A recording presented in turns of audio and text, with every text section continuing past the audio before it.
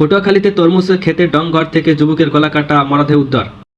পটুয়াখালী দশমিনা উপজেলার আলীপুর ইউনিয়নের পশ্চিম চাঁদপুর এলাকায় একটি তরমুজ খেতে ডংঘর থেকে অজ্ঞাত এক যুবকের গলা কাটা মরদেহ উদ্ধার করেছে পুলিশ। বুধবার 5 ফেব্রুয়ারি দুপুর মরদেহটি উদ্ধার করা হয়। স্থানীয় সূত্রে জানা গেছে, ওই এলাকার কৃষক মোহাম্মদ রাহাত নিয়মিত তার তরমুজ খেতে কাজ করেন। বুধবার সকালে অন্যান্য শ্রমিকদের নিয়ে খেতে গেলে ডংঘরের পাশে বিরাট রক্তের দাগ দেখতে পান তিনি।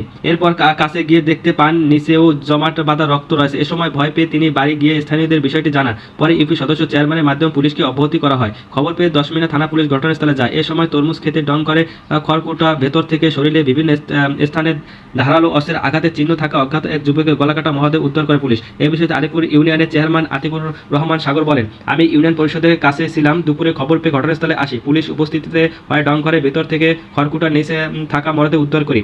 গলাচিপা দশমিনা সার্কেল সহকারী পুলিশ সুপার মোহাম্মদ জামান বলেন, প্রাথমিকভাবে ধারণা করেছি নিহত যুবকের বয়স 28-30 বছর মধ্যে হতে পারে। তার শরীরে একাধিক ধারালো অস্ত্রের আঘাত চিহ্ন রয়েছে।